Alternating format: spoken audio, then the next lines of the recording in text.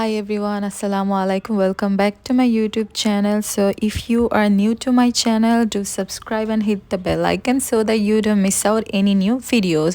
So প্রথমেই হচ্ছে আমি একটা থিম বেসড আর্টওয়ার্ক আজকে শেয়ার করব তোমাদের সাথে। এটা বেসিক্যালি আমার ফাইনালের একটা প্রজেক্ট ছিল এবং যেহেতু আর্ট আর পেইন্টিং নিয়ে আমার একটা প্যাশন কাজ করে, আমি ভাবলাম এটা সবার সাথে শেয়ার করা যায়। আমি আজকে একটা স্টোরি শেয়ার করব একজন বিখ্যাত আর্টিস্ট। আমি বলছি কার কথা বললাম।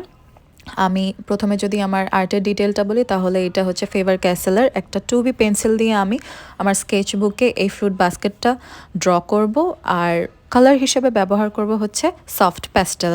It's kind of pigmentation of chalk, গুঁড়ো গুঁড়ো হয়, খুব সুন্দর শেড দেওয়া যায়। So enjoy my paint and আমি আমার স্টোরিটা শেয়ার করব। সো প্রথমেই আমি বলে নিচ্ছি বিখ্যাত একজন চিত্রনায়ক যার কথা আজকে শেয়ার করব, লিওনার্দো দা ভিঞ্চি। পুরো নাম Leonardo di ser Piero da Vinci. Leonardo di ser Piero da Vinci জন্মগ্রহণ করেছিলেন 1452 সালের 15 এপ্রিল তুস্কানের পাহাড়ি এলাকা ভিঞ্চিতে। এটি ছিল আর্নো নদীর তীরে। তিনি ছিলেন ফ্লোরেন্সের এক নোটারি পিয়েরো দা ভিঞ্চি এবং এক গ্রাম্য মহিলা ক্যাটরিনার সন্তান। অবশ্য পিয়েরো পরবর্তী সময়ে ফ্লোরেন্সের চ্যান্সেলরে বড় হয়েছিলেন। তার মা সম্ভবত মধ্যপ্রাচ্যের একজন দাসী ছিলেন। আধুনিক দৃষ্টিকোণ থেকে দেখা যায় লিওনার্দোর নামে কোনো বংশ পদবি ছিল না। দা ভিঞ্চি দিয়ে বোঝায় হচ্ছে একটি নগরী। তিনি তার বাবার অনৈতিক সন্তান হওয়ার কারণে তাকে কখনো কোনো পদবি দেওয়া হয়নি। অঞ্চলের নাম হিসেবেই তার পদবি ছিল ভিঞ্চি। লিওনার্দোকে আনুষ্ঠানিকভাবে কখনো স্কুলে যেতে হয়নি। তিনি বিশেষ করে ল্যাটিন ও গ্রিক ভাষায় বেশ দুর্বল ছিলেন। তাই তিনি তার কৈশোর এবং যৌবনের অধিকাংশ সময় প্রকৃতি, বিভিন্ন পরীক্ষা নিরীক্ষা এবং অনুসন্ধানের সাথে কাটিয়েছিলেন। লিওনার্দোর বাবা লিওনার্দোর জন্মের প্রায় 8 মাস পরে আলবিয়ারা নামক এক মহিলাকে বিয়ে করেন এবং ফ্লোরেন্স শহরে স্থায়ীভাবে বসবাস করেন। লিওনার্দো তার দাদা দাদি এবং কাকা অ্যান্টোনিও ও তার স্ত্রী ভিঞ্চি পরিবারে বেড়ে উঠতে থাকে। 1464 সালে ভিঞ্চি স্ত্রী আলবিরা সন্তান জন্মদানের সময় মারা গেলে লিওনার্দোর বাবা ছেলেকে ফ্লোরেন্স শহরে নিয়ে আসে। ছোটবেলা থেকেই লিওনার্দোর ছবি আঁকার ঝোঁক ছিল প্রবল।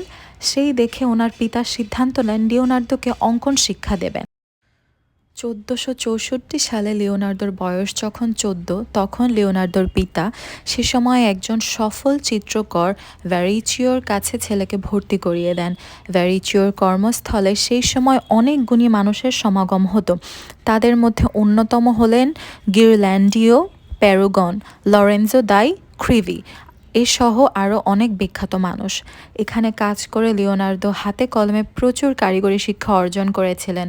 তার সুযোগ হয়েছিল কারুকার্য, রসায়ন, ধাতুবিদ্যা, ধাতু দিয়ে বিভিন্ন জিনিস বানানো, চামড়া দিয়ে বিভিন্ন জিনিস বানানো, গতিবিদ্যা এবং কাঠের কাজ ইত্যাদি শেখার।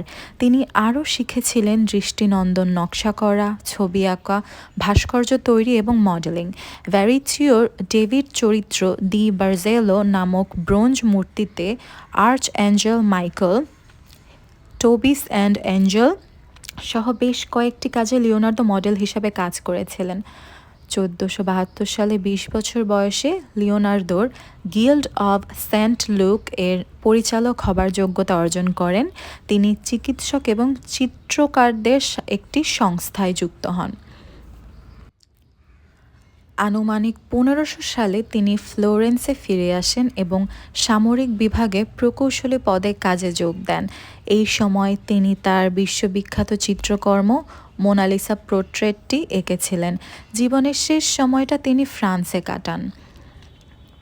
ইতালীয় রেনেসাঁর কালজয়ী চিত্রশিল্পী হচ্ছে লিওনার্দো দা ভিঞ্চি। বহুমুখী প্রতিভায় লিওনার্দো দা ভিঞ্চির অনন্য পরিচয় সুবিদিত ভাস্কর, স্থপতি, সঙ্গীতজ্ঞ, সময় যন্ত্রশিল্পী এবং বিংশ শতাব্দীর বহু বৈজ্ঞানিক আবিষ্কারের নেপথ্যজনক তিনি। 1478 সাল থেকে 1516 কিংবা 17 এবং 1519 সাল অর্থাৎ মৃত্যুর পূর্ব পর্যন্ত গির্জা ও রাজপ্রাসাদের দেয়ালে চিত্রাঙ্কন এবং রাজকীয় ব্যক্তিবর্গের ভাস্কর্য নির্মাণের পাশাপাশি বেসামরিক ও সামরিক প্রকৌশল হিসাবে তিনি খ্যাতি অর্জন করেন। এছাড়াও বিভিন্ন ক্রমবর্ধমান জ্ঞানের প্রয়োগে অঙ্গ ব্যবচ্ছেদ বিদ্যা, জীববিদ্যা, গণিত, পদার্থবিজ্ঞান মতো বিচিত্র সব বিষয়ের ক্ষেত্রে তিনি মৌলিক উদ্ভাবনী শক্তির পরিচয় দেন। লিওনার্দোকে বিশ্বজনীন মানুষ বা ইউনিভার্সাল ম্যান হিসেবে ইতিহাস চিরকাল অমর করে রাখবে। লিওনার্দো দা ভিঞ্চি মানুষের রক্ত সঞ্চালন ব্যবস্থার আবিষ্কার করেন। এছাড়াও তিনি প্রথমে অন্ত্রের সঙ্গে যুক্ত শকট, বিমান, হেলিকপ্টার ও সাবমেরিনের নকশা প্রণয়ন করেছিলেন। অবশ্য তার জীবদ্দশায় এ সমস্ত আবিষ্কারে বাস্তব রূপ দিয়ে তিনি যেতে পারেননি, তবে তার নোটবুকে এ সমস্ত আবিষ্কারে বিস্তারিত নকশা তিনি রেখে গিয়েছেন। বিভিন্ন বিষয়ে গভীর গবেষণায় লিপ্ত থাকা এই মহান শিল্পীর পরিপূর্ণ চিত্রকলার সংখ্যা খুবই কম।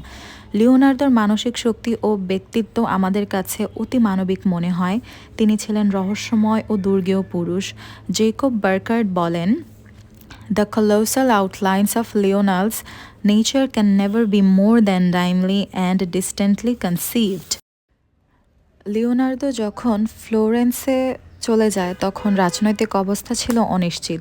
এছাড়া লরেনজো দা মেডিসির সভাবর্গ লিওনার্দোর কাছে অসম প্রকৃতি সম্পন্ন মনে হতো। তিনি বা লিওনার্দো ছিলেন একজন প্রয়োগবাদী মানুষ। এছাড়া ইটালির মিলানের শৈল্পিক পরিবেশ অপেক্ষাকৃত কম প্রতিদ্বন্দ্বী ছিল, অর্থাৎ তার কম্পিটিটরসের সংখ্যা ছিল খুবই কম। মিলানের ডিউকের কাছে লেখা তার অধিকাংশ চিঠিতেই তিনি নিজেকে একজন সামরিক প্রকৌশলী হিসাবে দাবি করেছেন এবং সর্বশেষ নিজেকে একজন চিত্রকর এবং ভাস্কর হিসাবে দেখিয়েছেন। তার একটি চিঠি এরকম ছিল, "And in short, according to the variety of cases, I can contrive various and endless means of offense and defense. In time of peace, I believe I can give perfect satisfaction and to equal of any other in architecture and the composition of buildings, public and private. And in guiding water from one place to another, I can carry out sculpture in marble, bronze or clay. And also I can do painting whatever may be done, as well as any other he whom be may."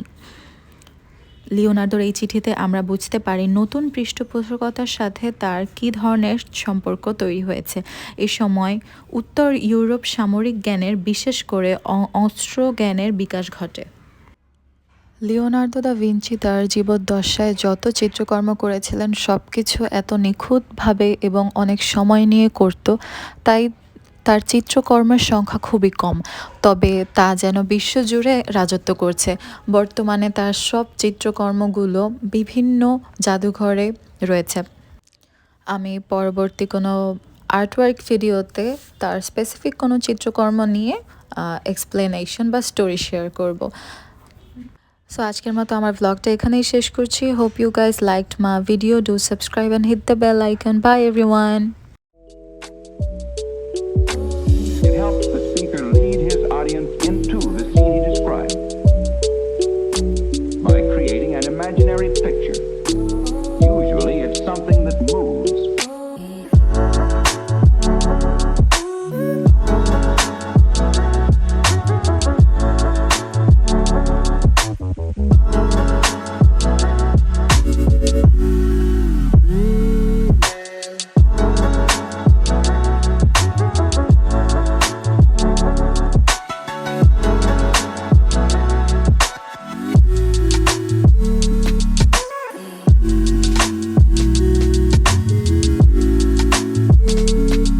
Calico.